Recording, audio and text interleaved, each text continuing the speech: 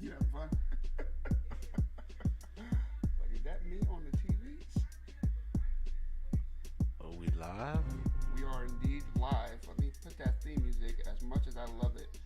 Go ahead and mute that right quick. And we are live for UFC 288. Aljamain, the Folk Master Sterling versus Henry, the King of Cringe, Triple C, Cejudo. And I don't know if you're excited. Fucking stoked about this card. Genuinely, emotionally, personally.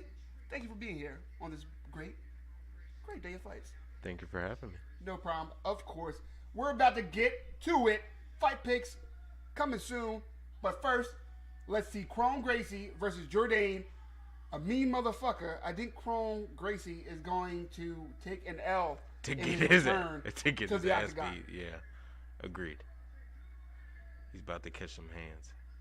I will say that I'm excited to see what type of growth we can expect from Chrome Gracie. He does train with the Diaz brothers, so at the very least, just by that, you know the work ethic is there. Say what you want about the Diaz brothers, the motherfuckers train their asses off and they hold their team to the same standard. With that being said, Chrome Gracie, being Hickson's son, being a world-class jiu-jitsu practitioner, his hands are not where his grappling is. And I think that's going to be very, very prevalent facing such a mean motherfucker like Jourdain, who is in there to throw that leather. He moved from like California area to I want to say like Montana or something.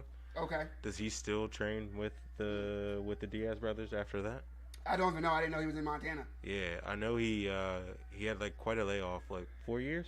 It was 3 or 4 years. Three or 4 years after COVID, which I think had like some sort of effect on him. So I'm curious to see like what his cardio is,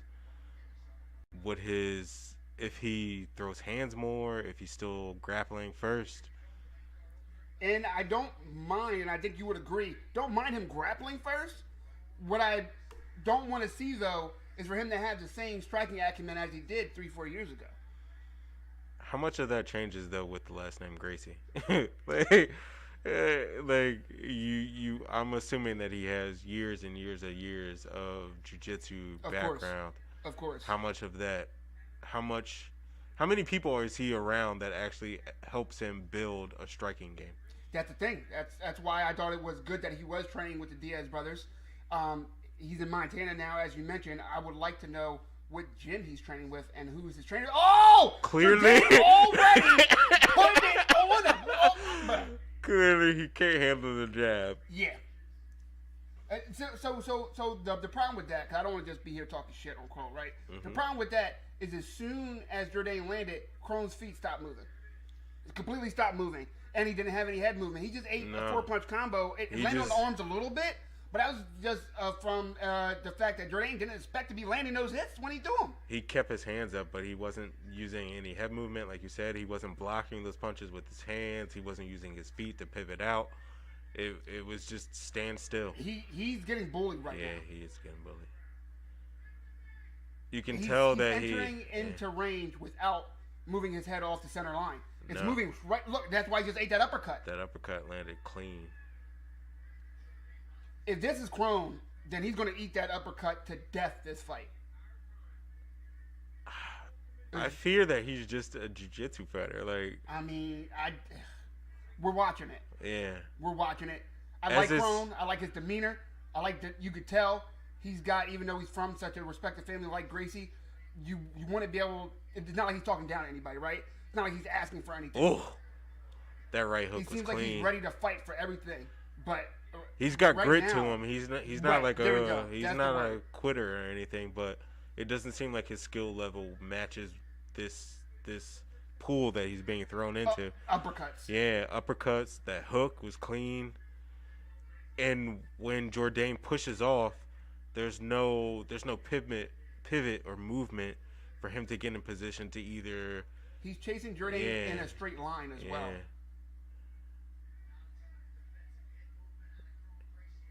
And it picks up on it as well. The lack of head movement. He's not for Gracie. moving his head. Even in the clinch, he's not strong. Pulls guard though. You don't see that much in modern MMA. What does he do off his back, though? That's the question. If I'm Jourdain, I'm getting the fuck up as soon as possible, but you gotta be careful. I don't think so. I think if you can... I don't think... We haven't seen Kron be progressive off of his back. No. I think we're about to, because I think he has already realized that that's his only hope, this fight. I mean, realizing that's your only hope and actually being able to implement your skills is two different things, though. 100%. Right now, Jourdain's doing everything you want him to do, right? He's keeping the head pressed against Kron's chin. He's keeping his arms in there to make sure that he doesn't get caught in anything sneaky like this triangle that Kron is trying.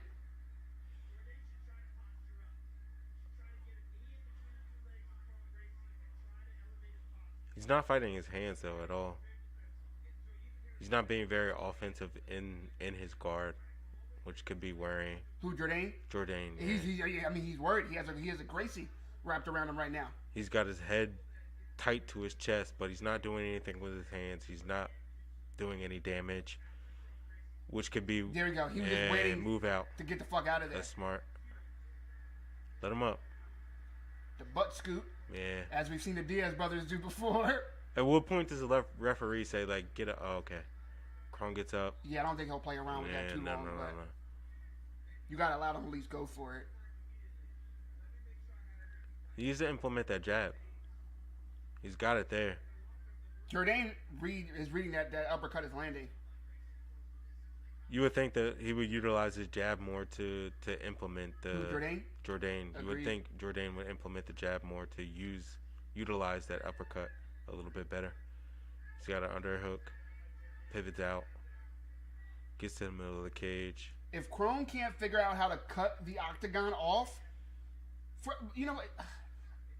I don't want to be an asshole, but there's a stack of shit that Kron Gracie needs to be doing right now that he's just not. And it's just troubling because he's been out for 3 to 4 years. And it almost looks like his striking has regressed in that time. You said he trains with the Diaz brothers, right? Right. They get a lot of accolades for their boxing, but if you really pay attention to how they fight, their boxing is pretty sloppy. Oh, it's because you're a Diaz hater, bro. That's no, why. I wouldn't say I was a Diaz hater, but I would say. fair enough. However, their boxing is pretty sloppy. It's not based upon a jab. It's more based upon endurance. I can keep going and going and going, and you can't. Well, that's I'm gonna keep pushing the pace. But also, like the 1-2 with Nate Diaz. Nate Diaz has a very clean 1-2, man. Nate Diaz as Michael Johnson. Nate Diaz also takes a lot of shots in the process of getting that 1-2 off. And if you're dealing with somebody that hasn't trained as much in boxing as Nate Diaz and you're Kron Gracie, you're not gonna get that 1-2 off. So if somebody's throwing jabs and if somebody's throwing that uppercut that's landing on you. But we can't compare to Diaz. Like, you say Diaz's boxing is sloppy. I disagree, right? But it's not like Kron Gracie doesn't even have any boxing. He's not moving properly. That's my point, though. The Diaz brothers move way better than He Kron. doesn't have any boxing, and he's training with people that have sloppy boxing. They don't have sloppy boxing. They do. Andre Ward would disagree with you. That was one of his regular training partners. Andre Ward regularly trained Why with would that Diaz. be your training partner? What do you mean why? Because he gives you good looks. You're not wasting your time. He gives me good looks that I can read off of because I know that he's sloppy. No, he's not that's somebody. No professional boxer is going after regular training partners because they suck. I'm not going to give somebody a chance to knock me out in training. I'm giving somebody a chance to train with me because I know that there are certain reads that I can get off of them. Look, he's pulling guard from a standing position, and it's something that's on the cage that doesn't give him an advantage. Do we know what camp? Kron is Again, working out. if any of you guys need links, closed mouths, don't get fed. Holla at your boy, and I got you. We are in the first of 5 fights on this main card. That's right, it's your boy, Mike Just MMA, the man with the golden mic, back at it like I never fucking left. And my boy Ant in the building. Thank you, Ant. Appreciate it. Welcome. Right now we are watching a ass kicking contest, and it looks like Chrome Gracie left one of his legs at home. Your thoughts? I don't understand what he's doing in his guard. Like, it doesn't seem like his guard is very progressive. It doesn't look like he's going for any chokes or. He did try the triangle, but to be fair, when you're scrambling and trying to go after a submission, it's hard when the guy is sitting in your guard like this. He's very tight to your body. Yeah, like in defensive Chrome, it's hard to make something out of nothing, and Jourdain's giving him nothing. Here's what I would say though, right? Mm-hmm. If you were an elite boxer and you're standing up with somebody, that would show, right? What do you mean? If you were showing against somebody that was less talented than you in stand up, you'd be able to prove that, right? Right. In stand up. Uh-huh. He's supposed to be elite in jiu-jitsu. Mm-hmm. We're not seeing anything that's really progressive in the way that would. He's not going for anything that's any holds, any kimuras, any triangles that are so advanced that we'd be like, oh, he's elite at the bottom. Mm-hmm. Right now, it just looks like it's a stalemate. Well, it definitely is that. And Jourdain that's exactly what Jourdain wants out of that. He's not trying to mess around with any type of scramble in this situation. But if Krone's not elite in his guard that he keeps pulling, and he's not elite in the stand-up in boxing, where does he win this fight? Like, he doesn't. As far like, reminder, I picked Jourdain to win this fight. Fair enough, I did too. Yeah, let him up. And Krone looks tired now. Yeah, I don't know what's going on, man, but the jab is landing. I can't imagine this not being the last fight of Chrome Gracie. Do you think so? In the UFC. I think he might get a chance because he's been out for so long. Maybe but this 145, right? He doesn't look good. How do you match him? You know what I mean? Like, it's not an easy division. That's a nice left hook that landed. That's a nice jab that landed. Another left hook. He's getting tagged the fuck up by Jourdain, who is not ranked. I mean, it appears that he should be. He's nasty. That's what I was saying beforehand. He's definitely nasty. He hasn't had enough action, to be up there. And 145 is another weight class. I like that he led with that lead off uppercut.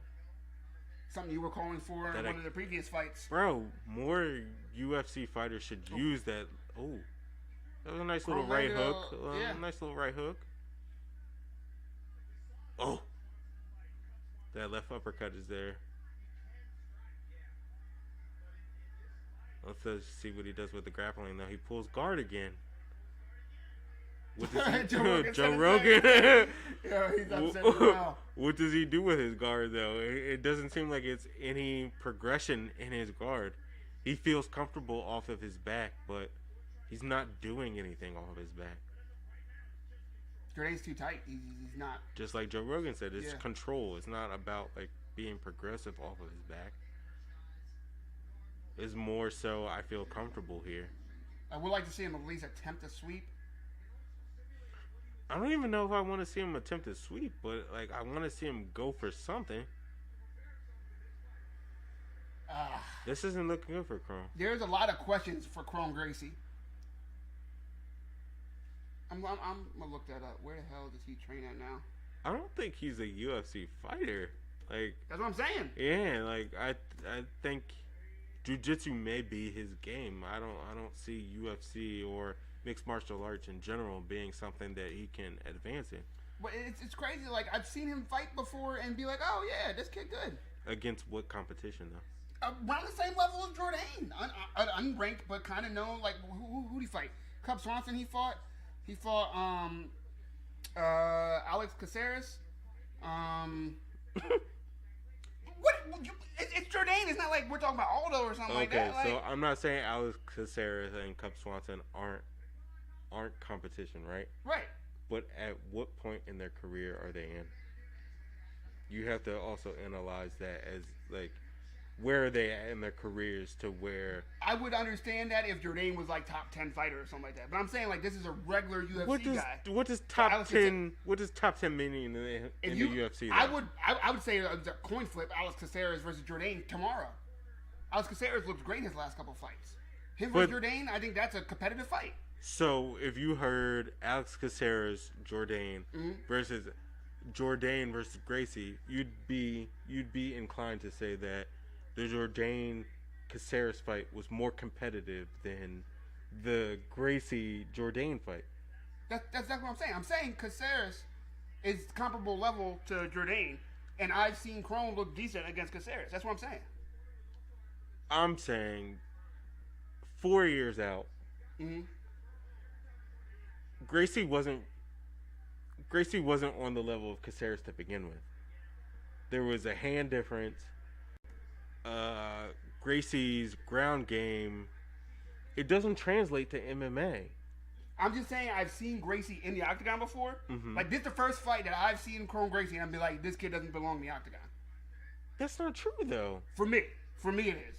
For me it is. The Alex Caceres fight. You didn't think he belonged? No. Maybe I'd have to rewatch it. I think he's a great jiu-jitsu fighter. Yeah. But I don't think he's a great MMA fighter. Great? No. I'm not saying great. I'm not saying even for great. Me, I don't think he's... That's where we disagree on. You're saying you've seen it before. You know what I mean? I didn't realize it. This is his level. Like, he can... Oh! Yeah. Jourdain putting it on him. Some nice knees. With the knee. Yeah. Some nice knees. Some nice right hooks. He doesn't know what to do with any of that. And he just keeps pulling guard, but his guard isn't advanced.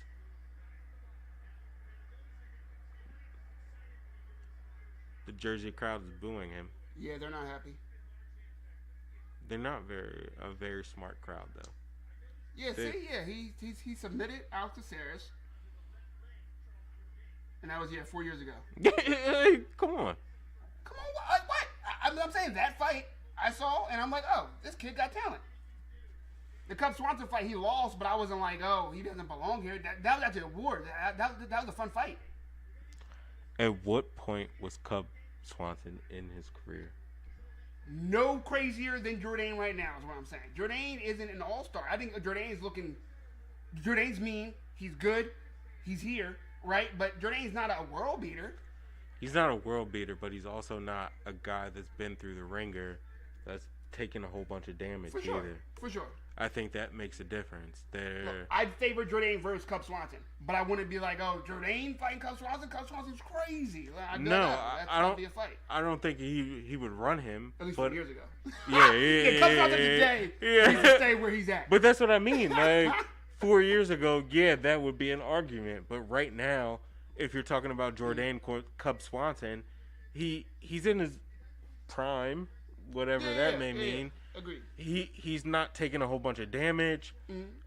He's not going to get deterred by him pulling guard. Like, there are factors that lead up to him being like, well, what you're doing right now is a stalemate. Right. And if we stand up, I'm better than you. So you can pull guard if you want to. You're not going to beat me there because your guard isn't that advanced. And hands-wise, I'm elite. I'm elite compared to you.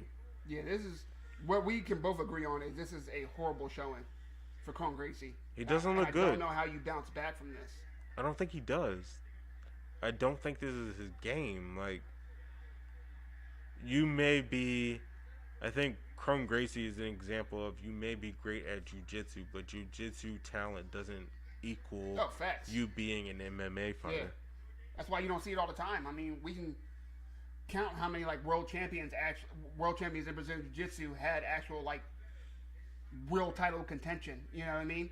Like Damian Maia, Gilbert Burns. And I mean, you saw when Damian Maia faced elite competition, you saw what happened. Maia, what I respect about Maia though, he never stopped adding tools to his game. Never. Until the day he fucking retired, he worked on his game, bro. He never said I'm just a jiu-jitsu guy. When he went from 185 then down to 170, try to add in some wrestle boxer into his style, I respected that. Here's my question, right? Say you're an elite competitor at jiu-jitsu, right? Mm-hmm. How much can you implement the boxing skills? Jourdain tried to go fly he's styling on him now. Oh, kicked him in his face. I don't respect you. Wow.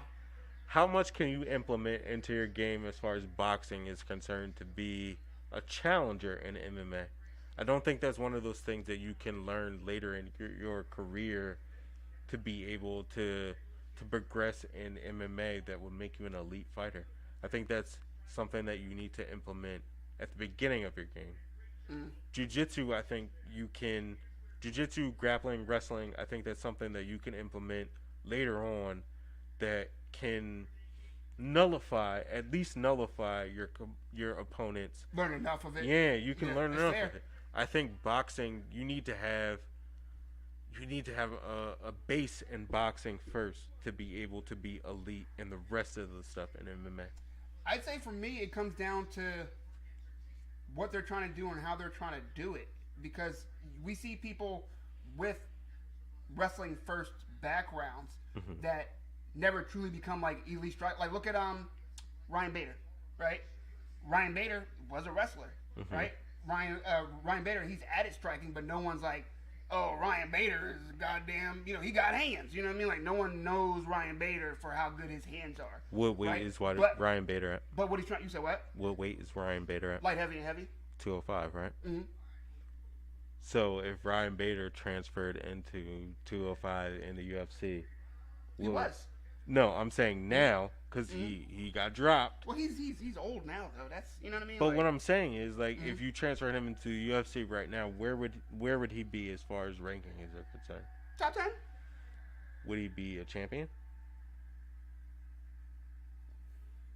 He's not beating Jan.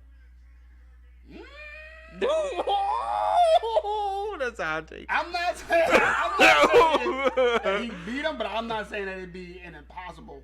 I wouldn't be surprised if Ryan Bader was a UFC champion if John Jones wasn't at light heavy. I mean, John Jones isn't at light heavy. Yeah, now, yeah. After he's gone. Let's listen to what Jourdain has to say real quick.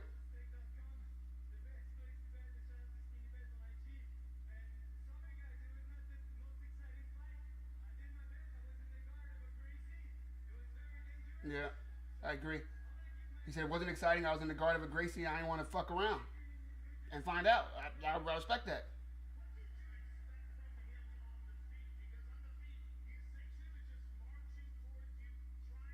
Doing nothing.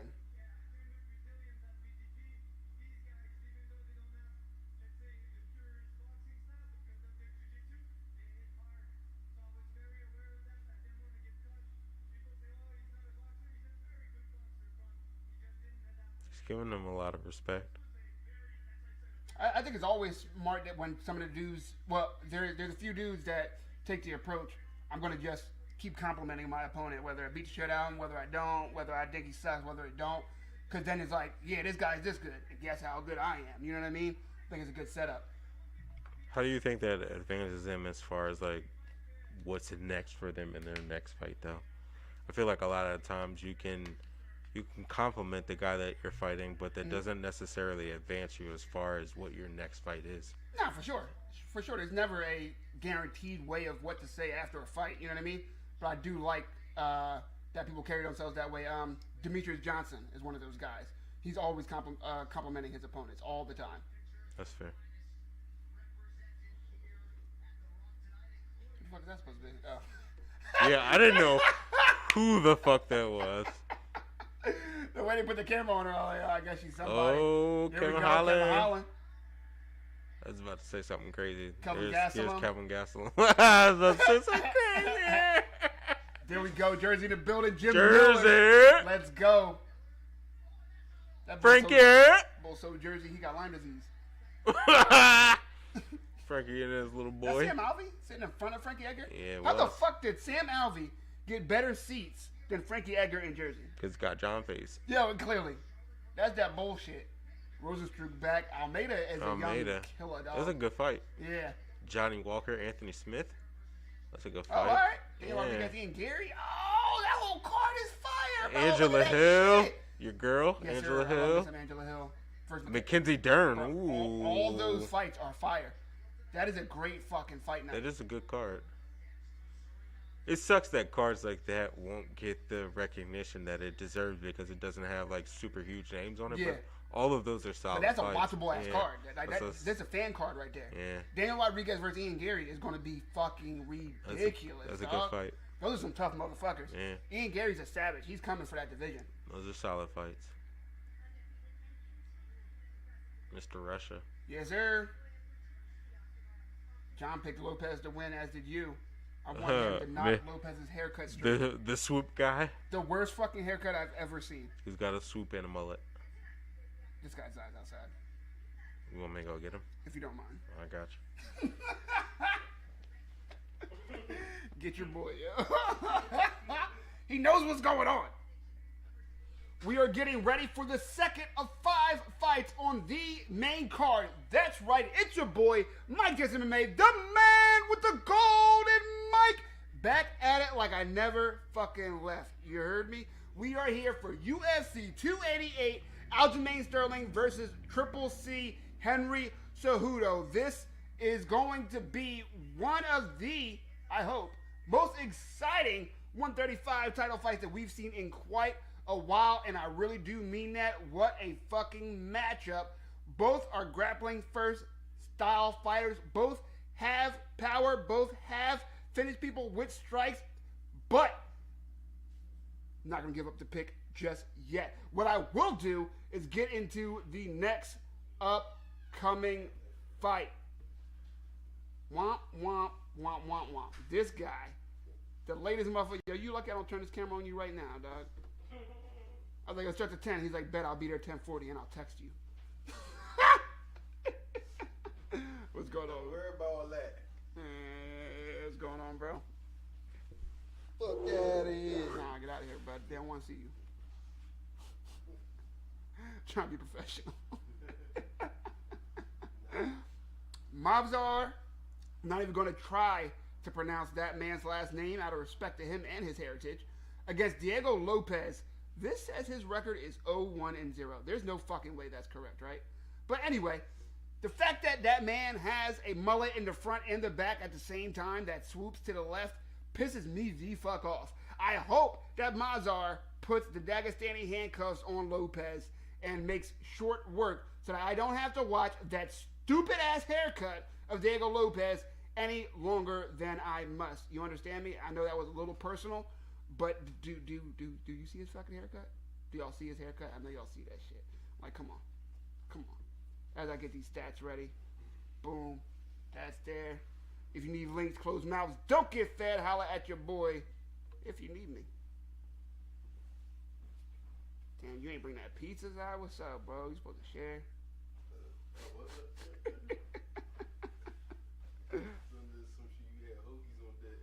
I had one hoagie. Hoagies on deck. Bro, it says this motherfucker's record.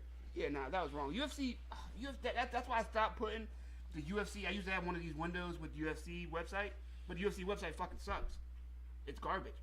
It has his record, Lopez's record is 0-1-0. I'm like, that can't be fucking right. That doesn't make any fucking sense. It's 21-5-0. 21-5-0, that's not bad. It's not bad at all. Nowhere near as bad as his haircut. Bro, I hate it. Zai, watch when you see this dude's fucking haircut. It's so stupid. He just looks like one of the kids we grew up with. He looks like a Medford kid. Somebody was telling me that their friend just bought a house in Jersey. I was like, oh, where? They were like, Beverly. I was like, yo. I was like, that's the spot to buy a property right now. Property costs in Beverly are about to skyrocket. You're going to be able to sell for ridiculous. Oh! Look at that! Did your boys? Ooh, look at that! Damn, Lakers up. My niggas about to win. To all the Bron fans. Ooh, congratulations. I didn't know we were live. We've always been live. I didn't know we were live. Like, I thought you paused were it. we not? How the fuck? You an old ass man. Like, I thought you put it on pause. I like, went to the bathroom. I thought you paused it. This train don't stop, bro. Keep going. I don't even see me. Oh, Lopez won. That's his YouTube. Is it delayed? Nah, it got delayed. I'm sorry. Bam. Ooh. Yeah, see? Ooh. Brown got 21. Your boy fucking up, bro. AD got 23. This is not an NBA. Russell got 21. Mike Dude got cups. Dishwasher. Dishwasher. Dishwasher. Did you watch Steamroller for Roller? Did you watch a coronation by any chance? No. Are you one of those guys that care? No, I wasn't even home. It annoys me when Do you when want me Americans to care really talk about on your stream how I feel about the coronation? Like, do you want me to say those things? Probably not. Probably not. But it annoys me when people are like from America and they're super invested in the royalty In the royalty. in UK. It's like fuck them. I don't fucking care. We're allowed to say that. Fuck them. I mean, yeah, fuck them, fuck these links, fuck that motherfucker's haircut. Fuck them. You know what I mean? Fuck his haircut. Fuck his swoop. Fuck his mullet. If anybody's watching that has a problem with the F-bomb, you are on the wrong channel. I got you. Hold on. Bam. So this is. You stay. That's funny. You are in charge. And it's like I'm on the internet. Wait, where can we see the chat at? Ain't much going on right now. No. Mm-mm. Boom. Right there, it's just me. Don't forget to like and subscribe if you're digging what I be's doing. Once again, it's your boy Mike Tyson MMA, the man with the golden mic. Back at it like a crack addict in the 80s. To my left, my internet right, is Ant. No nicknames, just Ant. What up?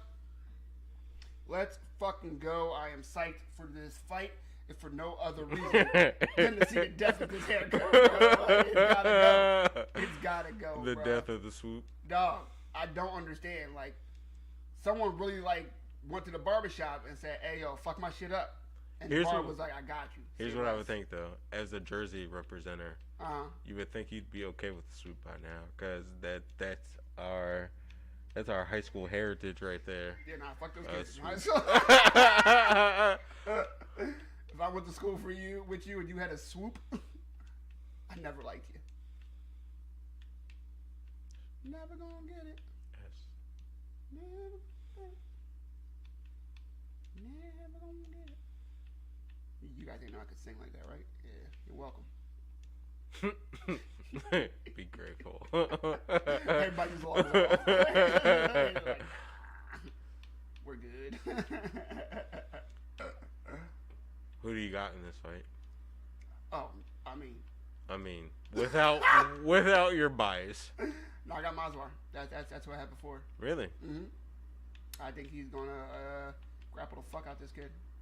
But to be fair, I've never seen Lopez fight, so I'm not really. I was sure what to thinking I expect. can't remember a fight that I saw him partake in either. This might be his UFC debut, I believe. This is last minute. Do you think so? Yeah, I'm pretty sure he's from. I know he's from Dana White Contender Series. But I'm pretty sure he just took this on last minute notice, because this is the kid that Bryce Mitchell was supposed to fight. Yeah. Which I really wanted to see that, because I thought it was going to be like super cool grappling exchanges. That's right. I forgot you were a Bryce Mitchell fan, which I don't respect. I'm not a fan of Bryce Mitchell the person. You're a liar. No, I'm not. I'm 200% a fan of Bryce Mitchell the fighter, though. 100%. 100%. That kid is nasty. He got the dog in him. Did you see that clip of Dana White Slap League? No. I have gone out of my way to make sure that I don't pay any attention to anything that has to do with Slap League. That's good. Me too. I tried. But I did see the one video. Black dude got slapped, started growling at his opponent. Pardon? Yeah. He got slapped. Just started growling. Like DMX growl? Yeah. Looking at him. Did he win? And then he was like, I got that dog in me, boy. I was like, yo, literally. And then he slapped the dog shit out of this guy, bro. Out cold. How exactly do you win in that competition? I don't understand the scoring. I haven't watched the full thing. Okay. I don't know what the scoring is, but here's the biggest reason I don't watch it. Mm-hmm. You get 30 seconds to slap somebody?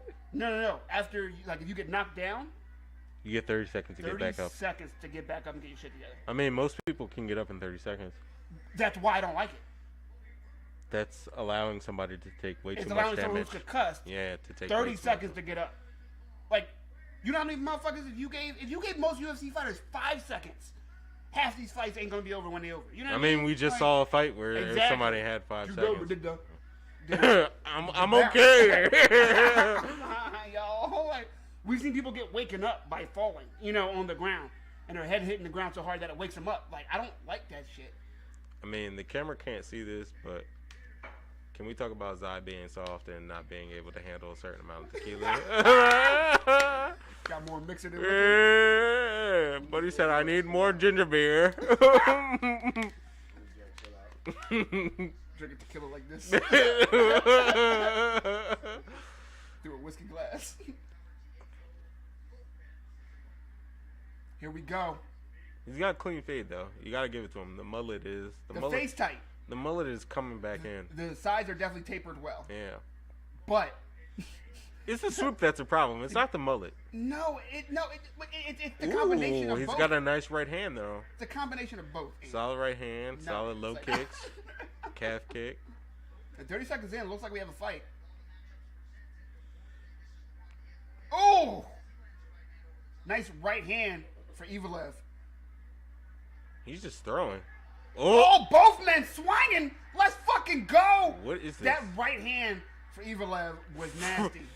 For who? They're just swinging. Oh! Goes for the shot and lands the right hand. I've seen people go and fake that right hand when they go for that shot, or fake the shot and commit to the right hand. He committed to both. I don't know. I think he pulled guard. You think so? I think Leopold's pulled guard. I don't think Oh, any. oh, Yeah, he's from the bottom, Lopez, but he doesn't want to do that. You don't want to do that with this guy, Evalev. He's mean. I mean, it doesn't look like he's being progressive in his guard, and it looks like Lopez is being more progressive in his from the bottom. Now let's see what Evalev has. Anik agrees with me. He's coming like a bat out of hell, he says. For sure. What are those names? On who? I've never seen that on. Oh, those are the names that they sponsored that you can put on the mat. Uh-huh. Remember, they said we talked about that before on one of the streams, that you can put your name on the mat and pay a certain amount so that people can see it. Oh shit. And you thought it was going to be small. Daniel Cormier put his son on there. Bruce Buffer's name was on there. They showed it earlier in the fights. Oh fuck. Those are some of the people that put their names on there to be sponsored. You said you told me about that before? We talked about this before. Must have forgot. I want to say on Damn. the Israel Adesanya stream. He's doing a lot of damage Lopez from the bottom. is throwing from the bottom, bro. Yeah. Holy shit. He's got some clean elbows from the bottom. His guard's pretty tight too. Yeah. That's kind of clean. I've never seen that guard before Me where either. the leg is Like a seatbelt. yeah, right above the shoulder, which traps one of the arms. Yeah, he got to do something. Like I think he should Yeah, grab the wrist he moved it off. of that other arm. He got that arm off of his shoulder, which is good. What do you think about that, Zach? Good taste of it. Pretty good. You need a little ice. Oh, armbar attempt from Lopez. Got it. I literally said Lopez had no chance to win this fight. It looks like I'm about to be proven wrong. Fuck I don't you, know. John. It's not locked Oh, in. there we go. Yeah. He didn't. Lopez is going for it though, man. He is. He's got a good bottom Despite guard. his stupid ass haircut, he is winning me over slightly. Dumbest fucking haircut I've ever seen. If you need links, closed mouths, don't get fed. Holla at me if you heard me. If you need me, say something. Simple as that. That link don't work. What do? Ask for another fucking link. Don't forget to like, subscribe, etc., etc. We're here for every major combat sports event. He's doing a decent amount of damage from the bottom. The problem with that is though, no How judge the in judges hell, how the none judges of them feel do it. Yeah. None of them. I've Which seen- doesn't make any sense, because if we can view it and we're not official judges, they should be able to understand that, like, oh, he's doing a little bit of damage from the bottom. These punches from the top aren't really landing. That didn't land. See what you just said? That though? hit him from the. I That hit him on the understand. shoulder. I don't think a lot of these judges do understand. It's weird though, because Zara just said, our friend that's watching the fight as well just said, "Ooh," as if that punch landed, but it hit him on the shoulder. That wasn't something that hit him clean in his face. It's hard to see real time, which is why I think judges should have. Really, I think judges should be sequestered. They shouldn't be out there with a bat with a seat on one side of the octagon. They should be in the back watching a screen with a screen that we see to see every fucking view, and they should be able to have access to replay. But I mean, and don't stats. the judges, as they sit on the edge of the cage, they don't have screens in front of them? Nope. Oh, so they're just looking to Whatever view they get is what they get. I wasn't aware of that. Yes, sir. No screens, no replay, no stats. That doesn't make much sense. It doesn't make any sense, bro. Ooh, look, triangle. Lopez Ooh. is a dog, yo. I'm not gonna lie to you. I want to give Lopez that round. Matter of fact, I am going to give Lopez that round, even though I know the judges aren't. I would agree with you. I have it 1-0 Lopez. He did more damage from the bottom than... Clearly invisibly. Yeah. Clearly invisibly. I don't think that's even an argument. Let's see what the stats are looking like. What do you think, Sahu, on that? Live stats brought to you by ESPN. He's doing more damage. Oh, this is 73 fucking strikes landed for Evelev? That can't And be 27? right. Yeah, nah. It didn't look like that. Shit. Nice right hand over top. Yeah, I don't understand those stats. That didn't look right to me, even though the stats are a little bit ahead of us right now. They're already on the round 2. Clean. It did. Live odds has Lopez plus 600. Shit, I'd take that money. Plus This kid got a 600? chance. Yeah. Those are the live odds. That's a bet I'm willing to make. You said what? That's a bet I'm willing to make. Word.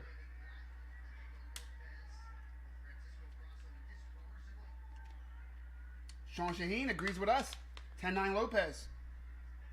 Plus have better moments. Evil Love. So much more time control. Right? Sometimes I worry about... Ooh! Ooh, that left check Clean hook left. was beautiful from Lopez. Evilov has a nice little left jab, though. I like that lead uppercut. Dangerous. Yeah. Ooh. That's right. That left is there. You would wish that he would, Lopez would switch stance and throw a left high kick. That'd be wide open right now, yeah, for sure. Yeah, I don't understand why more fighters, when they see that a hand is landing, why not switch stance and use your kicks to land My guess, the high kick? My guess would be the uncomfortability of it. He doesn't seem to be uncomfortable on his back, though. So why would I worry about him taking me like down? defense from switching stance. Because, like, if you... Like, even, like, if I'm hitting the bag and I switch stance, I feel weird. If a punch was coming at me, my reflexes aren't going to be proper enough to... Or a kick to block it properly. Maybe they don't have enough confidence in their defense in that other stance. If you're training to be elite, though, that should be something that you should be comfortable with. I feel like it's harder. I feel like it's hard, man. Yeah, I'm not saying that it's easy. Like, I understand that that's not something that is... Something you should work towards. Yeah. You're saying. That's fair, yeah. But I think right now, where MMA is, I think that's why it shines when you see someone who's able to switch stances so effortlessly. As a coach, though, you see that. Like, I see that my fighter's opponent, they drop their hands on the right-hand side. The left hook isn't coming with enough power to... Ooh, see? Both men connect there. Yeah, he connected... Lopez connected with the left hook, though. Mm-hmm. If I can connect with the left kick there, it's going to come with more power than that left hook. He switched stance just now. Yeah, it's there. Utilize it. And he ate a kick to the body for it. See, he looked right back. See? He didn't like that shit, He bro. didn't like it. He didn't like it at all. Sometimes it feels like they're being trained to be incomplete fighters. Ooh, left hook. 2 left hooks in a row. What happens if I land a left high kick there, pulls guard, and he didn't have it? What's difficult too, you got to think about, like, if you're a young guy, right? Let's 24, 25, right? Mm-hmm. And you don't have any crazy, background in this sport, or maybe you wrestled in high school or some shit like that. Mm-hmm. Then when you start training MMA, it's like almost sensory overload. What do you start training? What don't you train? What do you work on? And there's all you could train for the next 20 years and never run out of shit that you're not good enough at because there's just so much fucking aspects. You know what I mean? I'm sure some people might just get crapped out by not knowing what to fucking do next properly and just stunting their growth. To me, though, that's where coaching comes in, where you should be training specifically for your opponent. I think sometimes the idea, you hear a whole bunch of fighters talk about, I don't watch film, I do what I'm supposed to do, and that should be enough for me to beat my opponent. But I think it's more respectable to train specifically for opponents. I know what this opponent does. I know what they like to do. I know what they don't like to do. Yeah. I know what their pros are, what their cons are. He drops his left hand so I can throw my right high kick. Like, it makes more sense to me to train for your opponent rather than, well, I'm going to train these certain aspects of MMA, and that should be enough for me to beat anybody. That doesn't make sense to me. That's why you got to respect the good teams. Like, Kevin Holland, he doesn't watch tape, but he trusts his coach to watch the tape and to put up the game plan. Same with Dominic Cruz. He doesn't watch tape for himself, for his opponent, but his coaches do. Izzy does watch tape, but if he didn't, Eugene Behrman is a fucking masterclass. Tactician. Yeah, there we go. That's the word. It makes sense to me to train specifically for opponent. Like, in any other sport, whether it be basketball, football, soccer, you kind of have an understanding of what your opponent is going to do. Yeah, we have certain skill sets, but that doesn't necessarily mean that you can beat anybody with the skill sets that you have. It makes more sense to have an understanding of what your opponent is going to do to implement certain strategies. Totally understand that. Another round that's hard for me to score. I give you love that. Yeah, she's doing way more this round. I think while Lopez was active, he wasn't doing that much damage. That's fair. All right, so 1-1. Come on, one. Which could still be argued because some people may give Evil Love that first round. I almost guarantee that the judges aren't giving Lopez that first round. You think he's down 2-0? I think he's down on the scorecards 2-0, yeah. I have it 1-1, but yeah, the judges have it 2-0. No ifs, ands, or buts about it. There's no way they gave Lopez that round. His best work was from his back. Is there any breakdown as to how, like, we see how the judges score the rounds, but is there any breakdown as to how they actually view how they score the rounds? There's rules to what they're supposed to base it on. But no, do we hear specifically from them how they actually? 100%. No. The Athletic Commission does not make it a requirement for judges or refs to speak to media or anybody, and they don't volunteer. There's a couple refs that volunteer once in a while. Heard Dino talk once in a while. Goddard once in a while. Yeah, that's about it. And then judges almost never. Commissioners usually don't. I know California has a very vocal head of their commission. But beyond that, most commissions, like Las Vegas Commission, they're like, go suck a D. Like, we ain't got shit to say to y'all about nothing. Do you think that should be implemented as far as how the judges actually score the rounds? What they view, what they see to actually how they score the rounds? I think that would help a lot. I think there's a lot that needs to go through judging because you have this one judge. I can't remember his name, but he rubbed a lot of people the wrong way. It's not Diamata, is it? Sal Diamata? Is that the dude who said, I'm going to score it how I score it? I can't remember. Yeah, I know so he's like one dude, of the judges that like stick out in my mind now. Yeah. So this one dude was just like, yeah, these are the rules how you score, but let me explain to y'all how I score it. He said on the time it's the fighters, and they're like, what do you mean? They're like, you can't do what you're saying. You can't do what you're saying.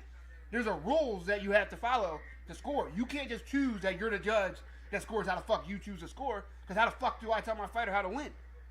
Like, that don't make no sense. Now we gotta look and see if you're the judge on that shit. Be like, oh, he really scores like that. It's fucking stupid. It's the Wild Wild West with judging, man. It's also such a young sport. No, what's crazy though? It's not just MMA. It's in Lead elbow. like specifically because I watch a lot of soccer. There isn't an explanation into referees as far as the decisions that they make, which would, to me, would make more sense in providing information to the players to make better decisions when they're on the field. Yeah. Or when they're in the cage. Lopez, you can see his defense is weak. His left hand when he throws, he drops it every time. So that right hand for Evilov is there every time. Or attacks on the right side in general are there every time. Oh, that elbow against the cage. It's Nasty. there. Going for a double leg, got him down. Right hand. Nice right ground hand. and pound from the top for Evelev. Nice left hook from the ground. Nice right hand that landed. Those are stiff punches landed. That was a good job getting up Great from Lopez. balance. Though. Yeah. He had no feet on the ground and got up. But gets taken right back down. That's old school high school wrestling takedown right there. He's going to drag him down again, I'm too. going to grab your hips and I'm going to drag you that way. He went for a sweep, missed it. He's trying to connect both hands, though. Sweep again. What? Joe Rogan says he's going for Kimura there, but I've never seen anybody go for a standing Kimura. I've seen people use it to get out of a position, but never actually go for it. Yeah. Like try to use it to create a sweep. They'll get it out from them, and then they'll try to roll over it so that they can wind up on top. These are nice little kicks that he's landing, though. Yeah. Joe Rogan agrees. Ooh. I I don't think I've ever seen that. Yeah, I don't. How the fuck? I've never seen a high kick from the back? From the Yeah, back like never. that. No. Ooh. That was interesting. I thought he was gonna go for a double leg there. I thought he had it connected for a second. If the right fighters are watching this, they're like, "Oh." That was pretty. that was innovative. They're like, "I might try that." That was clean. Ooh, Kimura. Is he going for it? He's got it separated. Ooh. He's got it separated, bro. He just needs to turn it. Can you turn it? Oh! Turn it! See, use it for a sweep. I don't know though. Nah, he's definitely Because not of the getting it. position that he was on the cage, how close he was. I don't think he can turn it over Nah. underneath of his body to get that finish. Nah, he's definitely not finishing it. You would think though he would try to find a way to transition to keep the mount and he escaped from the back.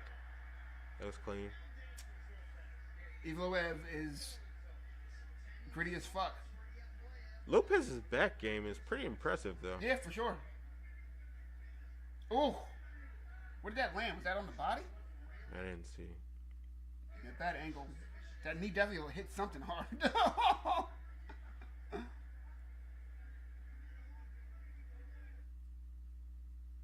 Once again, if you need links, closed mouths, don't get fed. Holla at me if you need me. This is a pretty close fight. It's way closer than I gave it credit for. I gave Lopez no shot, 0. He's going for a Kimura again. He's really confident about being on the bottom, and it doesn't worry about him because he keeps pulling guard in positions where it doesn't seem like it would benefit him, but he's going for it. I think he also is Leg under lock, the belief leg that lock. he's He's down. going for. You don't see leg locks. We You just don't saw see last night finishes a though. lot. Sage Northcutt finished with a leg Yeah, lock. I saw that. Good on him returning after getting his face broken. Yeah, that's pretty clean. I'm not fighting ever again if I get my face broken. Bro, he had I think he said he had 35 bones in his face that were broken. How? 35. What? Yeah, and he came back. That's incredibly flexible. Yeah, that dude's not. Look, the dude's just No. no. It's like, I'm Not just gonna tapping hold to my that. foot. Yeah, I'm like- You're not going home with it. No. That was a way better fight than I thought. Congrats to Lopez and his stupid ass haircut for putting up a really good fight. Yeah, that was round 3. I would like to see 2 more rounds of that. I would love that. But unfortunately, no. You know what? Yeah, I would love that. I was about to say they're not there yet, but he's a top 10 fighter. And Lopez just really stood his own with a top 10 guy. His first fight in the UFC. That's impressive. I like to see people that are willing to pull guard but be advanced in their guard to cause damage from the bottom. You don't see a lot of that. No. A lot of times people pull guard just to be safe because it's like I can't stand with you on the feet. Mm-hmm. Yeah. But to be able to cause damage from the bottom and be dangerous from the bottom is something that I enjoy seeing. It's hard because it's, as Jourdain just showed us, what you can have, you don't need an elite jiu-jitsu game to neutralize an elite jiu-jitsu game. You can ball up, crawl up, stiff it up, and not give anything, and neutralize a world-level jiu-jitsu game. We just saw it last fight.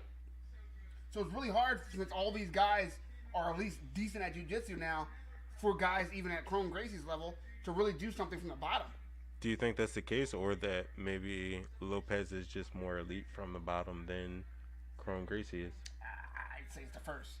I mean, are you basing that off of his name or what he's actually done? Well, off his accolades. Chrome Gracie is literally a world jiu-jitsu champion.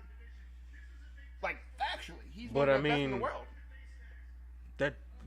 How does that translate into MMA, though, is what I'm saying. Like, you can be a world jiu-jitsu champion, and that doesn't necessarily translate into MMA fighting. Yeah, that's true. But I also think that, I know Jourdain didn't give up. Is that Jim Miller in the background? Yes. Jersey Jim? Yes, sir. Jersey.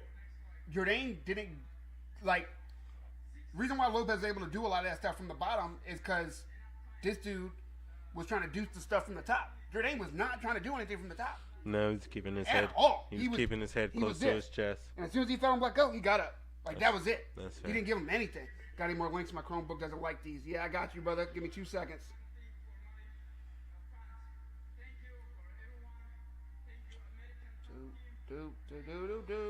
He's training at top ATT. Oh, all right.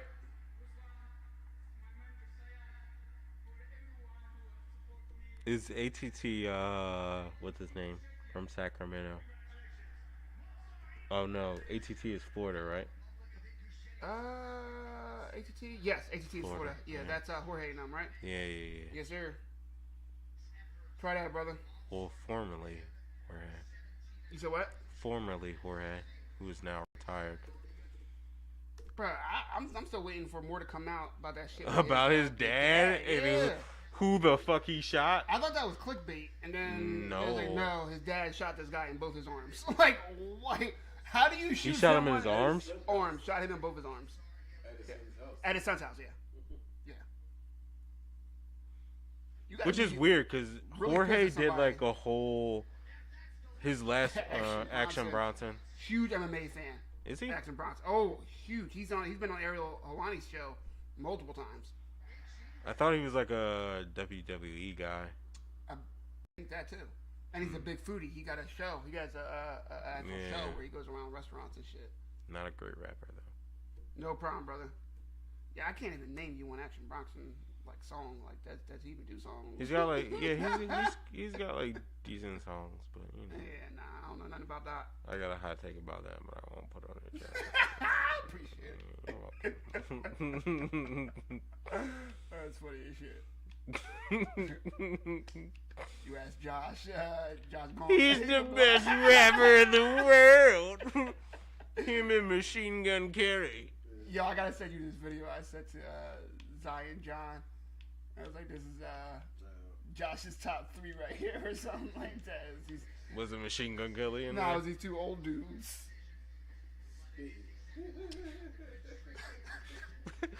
For old dudes, they did have bars, but woo! Once again, we are live. He's got a Knicks hat on and Knicks for got UFC Gaethje. Justin Gaethje in the building. The Mexican hero. Jersey in the building. Irene Aldana, who now has a fight coming up next month against Amanda Nunes. She's gonna get the beats. Yeah, beat the fuck out of her. She's going to get the beats, brother. I'm sorry, you interrupted my... I'm sorry, I apologize. I'll let you land. I apologize. We are live for UFC 288. Aljamain Sterling versus Henry Cejudo. The return of Triple C, the king of cringe, is back, and I cannot fucking wait for this fight. If you don't know, now you know. That's good tequila. Is it? Yeah, it's delicious. Is it? Taste it, brother. Yeah. You gonna interrupt my promo again? I was quiet. I even moved my head away from the mic. Like, you know what? Fuck this mic. Fuck that mic. I moved my head away and everything. Yo. And let's go into our pick for the next fight. Let me bring that up. Got you. Once again, respect to Lopez, though. Stupid ass fucking haircut for sure. But give it up to him. He's He got made some that heart. Way more. Yeah. That kid's going to get a good matchup his next fight. Dana White loved the fuck out of that. You know he did. Man. He stepped up on, what, a week or two notice? What, 3 days notice? Some bullshit. Dana White doesn't really have any control over that, but, he's not the matchmaker. That's my response to that. Jessica Andrade versus Yan Xiaonan. This is about to be an exciting fucking fight, I think. First of all, this is one of my top 4 favorite weight classes to watch in the UFC. Honestly, at times, it's my top 2. I love strawweight fights at the top level. Top 10 strawweight fights are always bangers. They're always bangers, bro. These young women, no, none of them, they're not all young. These small women bring them hands, bro. They bring the aggression. They always look like they have a chip on their shoulder. They all look like they came from a broken home. Like every last one of them. They look like not one of these young ladies got it at it. You know what I mean? It's wild watching it. I love me some Angela Hill. You know what I mean? Like, shout out to my baby. But on the real, Jessica Andrade is a monster. This woman has wins at 135, 125, and 115. Shit, there's not really a 145, so she might as well just say, I'll beat all these bitches and go to 145 and beat somebody up, because she can. She's a problem. Yan Xiaonan has heart. I've never seen her in a fight and be like, she quit. She broke. She can't go any further. She never, ever stops. Coming off a win, one of the biggest names in MMA out of China, I'm really excited to see what this fight looks like. I think if Yan Xiaonan wants to win, she has to keep it on the outside. Because you let Jessica Andrade get into her rhythm, get into her zone, let her get into her her axe murderer mode. What's the bull name? The axe murderer, the Brazilian dude that used to Vanderlei? Vanderlei. If she gets in her Vanderlei shit, it's a problem. And what's surprising to me though is that Yan doesn't have a huge reach advantage over Jessica Andrade, which dangerous, bro. Dangerous. You don't want to be equal to size of Jessica Andrade. Yeah, that's what I was gonna say. Keeping her at a distance is gonna be a lot harder than. Yeah, I didn't realize. Yeah. I did not realize. And Andrade, I think if she can get inside and her power translates, it's gonna be a really short fight. It can be. It 100% can be. Now let's look at the win by, right? The one good thing that this website has. So 38% of Jessica Andrade's wins come from KO or TKO. 47, almost half of the wins for Yan Xiaonan comes from knocking people the fuck out. How many fights does she have? Jessica 19. Jessica Andrade is more well-rounded, having 33% of her wins by submission, 29 by decision. Yan, the other half, obviously, of that 47 to 53 are all by decision. She has no submission wins. And she usually fights out the whole fight. Average fight time of 15 minutes, 20 seconds. That is long. 9 minutes and 38 seconds for Jessica Andrade, which is even more impressive, seeing as how many title fights she's got more fights. Yeah. You know what I mean? Well, a lot more fights, and she's been in 5 rounders. She averages less than 2 rounds. She is a finisher. She is a monster, and I think she gets it done tonight. Who do you have in this fight right here? I think I have Andrade too. Okay. I think her power is going to translate a little bit more than Yan. Mm-hmm. However, what was Andrade's last fight? She's coming off a loss. Wasn't it at 125? It wasn't against Rose, was it? No. That wasn't her last fight. It was because that's when she almost broke Rose's neck or something, right? That wasn't her last fight against Rose. She lost her last fight against Rose. She's coming off a loss. Yeah, but not versus Rose. Was it Shevchenko? Nah, I'm going in. Oh, the Chinese girl. No, Aaron Blanchfield. Really? Yep, Aaron Blanchfield. Submission rear naked choke. That was at 125. I don't remember that. Yep. I'm like, who the fuck? Yeah, someone who I didn't think she was going to lose to. I thought anybody not a champion was going to get them hands, but Aaron Blanchfield choked her out in the second round. But before that, Lauren Murphy, who's coming off who fought her way to a title shot at 125. Amanda Lemos, who, she's a dog. Cynthia Cavallo. Who got cheated out of her last fight and should have won. Who, Cynthia? Yeah. Who was it against? The decision went against her. She was on the last card. I don't remember that one. I can't remember the name of the girl, but she arguably won that fight, and it was like a unanimous decision that sucks. she shouldn't have lost. That was Dana was super high on her too. Yeah, she's been pretty decent in her last couple of fights, and the last fight specifically, she arguably won that, and it was the judge's decision that went against her. That sucks. But I think Andrade she's got power. Jan, bro. Yeah. She strikes. She keeps.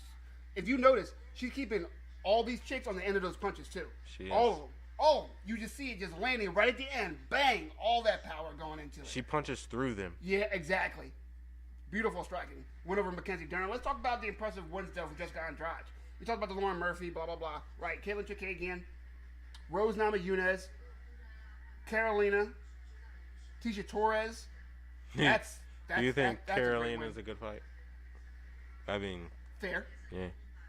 Claudia Gadelia, Angela Hill, Joanne Calderwood, now Joanne Wood, which is hilarious. Jessica Penne. Now we're going back up to 135. Raquel Pennington. Oh, she lost to Jennifer Maya. I thought she won that fight. Looks like Liz Carmouche too. She beat Liz Carmouche? She lost. Oh, but she was severely undersized. Liz Carmouche is huge. Now let's look at the record of Jan. Real quick, get back to the chat. UFC versus 1FC. Do you want to talk about that real quick, Ant? Because you watched that full one card. I was at an event being a degenerate for Cinco de Mayo, so I cannot talk about the last 1FC card. I do like the 1FC product. I like their rule set, and I like their judging better. What do you think about 1FC? Up until, I want to say, like, the co-main event or the main event, everything was a finish. Like, everything was everything was incredibly entertaining and a finish, except for there was like a MMA or there was a jiu-jitsu fight on the card that wasn't a finish. Okay. But everything else was like really entertaining, really competitive, and finishes. Yeah. It was a good product. The speed of the fights and the walkouts and everything that was in between was very concise, and it wasn't elongated like how it is in the UFC. Where it was great pacing. BKFC, fantastic pacing too. I heard Ariel say that, but I didn't watch it. Bro, fantastic. Literally, they're like dragging the motherfucker out of the ring who just lost, and they're like, coming up next, and these motherfuckers walking out. I'm like, yeah. That's what Ariel said. But I will say, 1FC. Now, I'm curious to see now that they are. First of all, congratulations to 1FC. They made their American debut this week. Right, Colorado. And also they got their rule set adopted by the Colorado Fight Commission. So the knees to the grounded opponent and all that stuff. Yeah. The way it's judged, which is differently, that was all accepted by Colorado. Not the biggest commission in the United States, but nowhere near like a schlub state that isn't respected. You know what I mean? That's a very respectable commission down there. Using some of the referees that are actually being used tonight. Herb Dean refereed. Nice. I think there might have been another one UFC referee that's being used tonight that was actually on that card as well. Word. I mean, look, 1FC, am I going to watch it over a UFC card? Of course not. But I do like that 1FC is doing it different than what the other guys are doing, right? They're trying to differentiate themselves. Ant mentioned they had a jiu-jitsu fight on there. That's some Muay Thai fights on there. But, they did the mixed rules thing with Rod Tang and Mighty Mouse. So they are trying. I don't buy the whole no weight cutting thing. I think they all still cut weight. I don't buy their hydration tests because they have no real data on those things. But beyond that, I think they're doing good stuff. I'm excited to see them grow. I really wish just every MMA organization outside of the UFC would just allow to at least loan their fighters out. to each other so that we can see some of these matchups, these dream matchups. I think that will really kind of help all of them grow a little bit more. But beyond that, I like that we have a different product, and that is now being catered a little bit to us in stateside. Are you saying loan him out to the UFC? No. I mean like Demetrius Johnson going over and fighting in Bellator. You know what I mean? Just like because Ryzen and Bellator have a good relationship. They loan Hiraguchi. He was bouncing from Ryzen and Bellator at one point. So they do, and they did a New Year's card last year with Bellator versus Ryzen. Stuff like that is cool. Like I like things like that because there's people in ONE FC that I want to see versus other guys, and it's just hard to they're never going to be as stacked as the UFC. It's just not going to happen. It's impossible for them ever to be as stacked as the UFC. So I think if they just all have a little better relationship with each other, instead of being like, oh no, we got to fight for number 2, like let's all kind of share this a little bit. You know what I mean? I would wish to see some of the competition go against UFC fighters though, because I don't think there's that much. Yeah. I don't think there's that much difference in skill level than what we may believe because of the name of the UFC. If there wasn't a man named Dana White, then yes, my first thing I would have said is, they need to loan fighters out UFC and do it. Dana ain't doing that shit. Dana don't want to help not one motherfucker live, dog. None of them. I think that's beyond Dana at this point, though. Probably. I'm probably being unfair, but he's the mouthpiece for it. You know what I mean? Like, you're never going to get anything out of that. He struggled not to shit on Nate Diaz. And the only reason he didn't fully shit on Nate Diaz when they asked him about the fight is because he thinks that Nate Diaz is going to come back to the UFC. That's my thought for the Conor fight. Do you think so? Oh, that's still. I mean, I can't imagine Dana White's not still thinking that he has that opportunity. If Nate Diaz plays his cards right and wins 2 fights outside of the UFC, honestly, if he loses one of the 2 fights out of the UFC, that Conor fight is always there. It's one of the top 5 pay-per-views of the UFC history. So I have a question. Mm-hmm. Do you think Conor actually fights Michael Chandler? No, that fight's not happening. No? That fight's not happening. I want it to happen. That fight's not happening. You know why it's not happening? Because Conor McGregor is going to take so long that Michael Chandler's going to have no choice but to take a fight. And then once Michael Chandler takes a fight, Conor's going to then do the things to fight. He's going to fight somebody else. Who does he fight next? I have no idea. Nate Diaz. Like, I don't know. Because he doesn't want... Andrade's very Conor's serious. done, man. Conor's done. Not that says that Conor can't ever win a fight again. Conor's never top 5 again. Conor's never top 5 again. He can't. He's not good enough to be top 5. The division done passed him. Oh, say it again. Say it again. That's not even me being a Conor hater. You know what I mean? Like, I like Conor the fighter. Conor the fighter is entertaining as shit. And then he doesn't want to play around at 170. Them is grown-ass men up there. He needs to chill the fuck out, lose all this steroid weight. He can't cut weight, though. I know, bro. I think he might have fucked himself even more. That's what I'm saying. He's walking around damn near 200 pounds. All necked the fuck out. You know what I mean? Like, yo. And, of course, Matthew, you know I got you. The man with the golden mic and links on deck. Holla at me if you heard me. Don't forget thumbs up, subscribe, etc., etc. We're out here for every major combat sports event. Here we go. Jessica Andrade, Yan Xiaonan. Round 1. Let's go. 30 seconds. Oh, that nice leg kick hurt my shit. Fuck, that was hard. Did you hear that? That was a beautiful leg kick. She's throwing that shit so quick. I like to see. Joe Rogan just said the same. It's very quick. I like to see UFC fighters utilize the body jab. That was a nice left hook. Yeah, it's interesting. It's interesting because at first I was like, oh, the jab to the body will never work in MMA. There's just too much that can come up the middle after you. But people have been using it. There's not though, because for some weird reason UFC fighters don't utilize the uppercut in the way that they should, or you would think. I'd be more scared of the knee, and I agree with you about the uppercut take. I totally agree. I'd be afraid of a knee because you have to commit so much of your real estate to a jab to the body. The speed that you have to utilize that knee though isn't realistic for most people. They don't have the reflexes to do that. You would assume that if you're throwing your head forward, I would utilize my uppercut. But I'm assuming that most UFC fight. Ooh, nice left. Ooh. Yo, they're just trading. Yeah, they're just trading. Yes, get rid of the Yans. She's Andrade landed too there. Yeah, she did. And Yan is committing to that jab to the body too. She's stepping into that. That's not a touch jab. She got a nice right hook.